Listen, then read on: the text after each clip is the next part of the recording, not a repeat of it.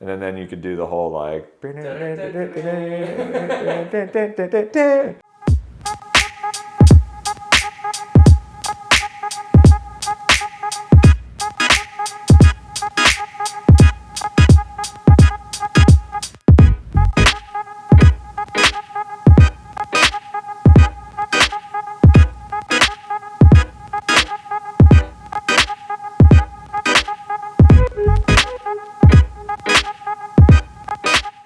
All right, guys, it's Alan. It's MH Properties. We're back with another video. Happy New Year. If you've been hiding under a rock, it's 2020, guys. Okay. So the first thing you have to do when you come out from under the rock is to subscribe, like this video, comment below on what other videos you want to see, because we're starting a new series, guys. This is Landlord 101. We're starting a new series called Landlord 101. And today we're going to be talking about how we find tenants for rental properties. Let's do it.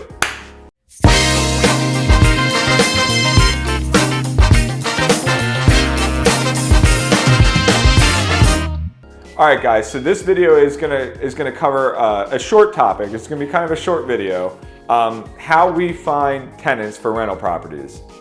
This is really important when you're searching for a property management company, or when you're searching for a tenant, the method by which you do it. A lot of people throw a Craigslist ad up, or throw an ad out on Facebook, or make a personal account on Zillow, and those are ways that you can source tenants. But once you have a person who's interested in your house, how do you know if they're going to be a good tenant or not? If they come dressed in a suit and are really well mannered, they could still have a horrible rent history and be an awful tenant. So how do you know the difference? And the truth is, you never really know, despite what anyone thinks. You never really know just by looking at someone. And you shouldn't judge just by looking at them. You have to use a specific set of criteria.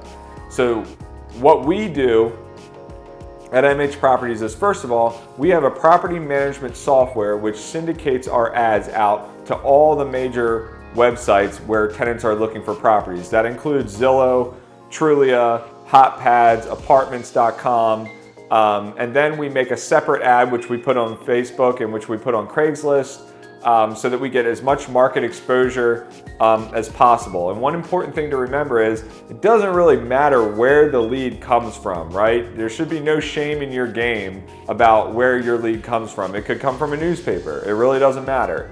What matters is what you do with it. When a potential or prospective tenant finds you, they will have found you through one of those lead sources, and then they call our office, or they email us and they want to schedule a showing. We pre-screen them by asking a couple different certain questions, right? One is, when are you looking to move, right? And the reason we're asking that question is not because we're rushing to get the place rented. We want to know, do they have a lease that's ending for them, right? And based on their response, you can tell things like, are they rushing to get out of where they're at because maybe they're being evicted? Or do they not have a lease anywhere because they're staying with family? Nothing wrong with that. Or would they respond to you, hey, I know you want to fill the house by January 1st, but I'm not available till February 1st because I have to give my landlord 30 days notice. Even though that makes it so that your property will be vacant another month, it's actually quite good that person's trying to be responsible and give their landlord notice that they want to come rent from you, right? So you should actually pay close attention to that kind of person. Even though you lose 30 days of rent, it's much less of a headache to have a good tenant. So you want to pay attention to details like that. The second question we ask them is, how many people would be on your lease with you? And that is, the reason we ask that question is because we will show them the house, and they'll show up with whoever they're going to show up with. And when they eventually do an application, we want to make sure that their application lines up with what they originally said on the phone. So you take a couple notes. If they say, hey, it's going to be me, my wife, or my husband, and our 2 kids. But then when they have when they submit an application, it's me, my wife or husband, 3 kids, 2 dogs, and a pet goldfish, right? That's a lot different than than the first thing they said. And then it might make you wonder, what else are they hiding or not wanting to disclose to you, right? So you ask questions a couple times in different ways to make sure that someone's being clear. This is not an attempt to deceive a potential tenant. This is not a method that we're trying to use to trick people. This is us trying to get an honest conversation going about who's going to live in the house and when, so that we can protect our asset or the owner's asset, the client's asset that we're working on. Another question that we ask is, would you mind us doing a employment verification, background check, credit check, rent history check?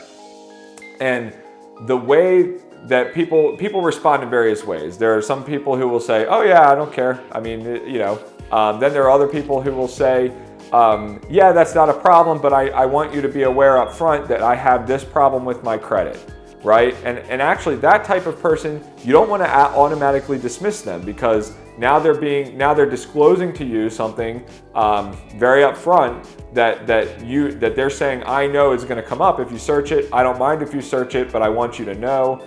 And then you have to make a decision on how much tolerance you have about how bad the situation is.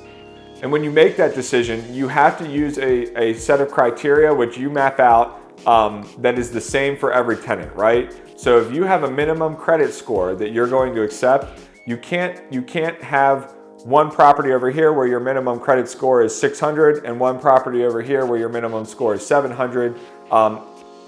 As a management company, you need to have the same standard across the board. Otherwise, you're committing a fair housing violation, right? So what you're basically saying is, hey, you can have less credit and live over here, but you can't have this credit and live over here. That's illegal. You can't do that. But if you say, hey, minimum credit standard is 620 credit score across the board, then you're establishing a criteria. An income level, if you're going to say the income has to be 3 times the monthly rent that the tenant makes, then that has to be the same over in this property and in this property, right? Doesn't matter where it is. Doesn't matter if it's the Ritz-Carlton or if it's the west side of Baltimore, right? You have to have the same standard across the board. This is, you protect yourself from a complaint in the future by doing that.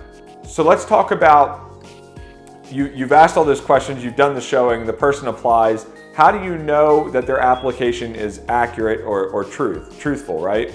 Well, in our company, we have another process which is called our screening process. We actually have a license through the state and federal government that we can actually check people's credit and their background ourselves. We don't send it out anywhere to any other company or government to do the check. We actually have the license to check it ourselves.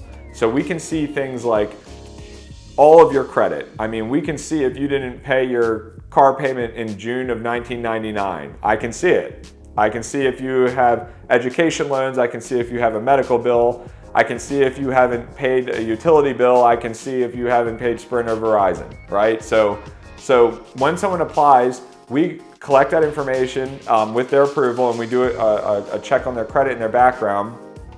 And based on those findings, we make a recommendation to the owner. And those things that I mentioned, if you have, sometimes a tenant will have certain issues, medical bill, college loans, that are not in the greatest standing, but there's other areas of their life that look pretty good. They have good income, they have great rent history. We will oftentimes make a recommendation to the owner saying, hey, yeah, they have this one issue on their credit, but they're doing very well over here, and also they're very good tenants. Their rent, we checked out where they live, they keep it clean. We recommend that you take them. The process of choosing a tenant is very nuanced. You can't just be super binary and you say like, credit is below this amount, must not take them. You have to establish multiple factors in either accepting or denying a tenant. What you never want to do, guys, what you never want to do is kind of have a Craigslist ad person come to your house, walk them around the house, ask them a couple questions, tell yourself that you have a nice feeling about them, give them a handshake, take a deposit from them, and then say, you're living here now, right? This happens so much in our business, and it's preventable. What happens is, sometimes it works, but a lot of times it turns into a nightmare. and then we get a call saying, I don't know how to get this tenant out. They stopped paying 3 months ago. I don't have a lease with them. We don't have their birth date. We don't have anything. And it takes a really long time to get them out. It's way longer than even if you go through the normal process of rent court. You have to have a very solid set of criteria that you use to select your tenant. So these are just some examples of how we choose a tenant. And in our next series, we're going to be talking about evictions, which is a whole separate subject. What happens if things have gone bad? How do you handle evictions? In our next installment of Landlord 101. So guys, give us a like, give me a thumbs up. It's January 2020. Let's kick off the new year right, guys. Stick with me to the next series of Landlord 101. Hang with me till the next video.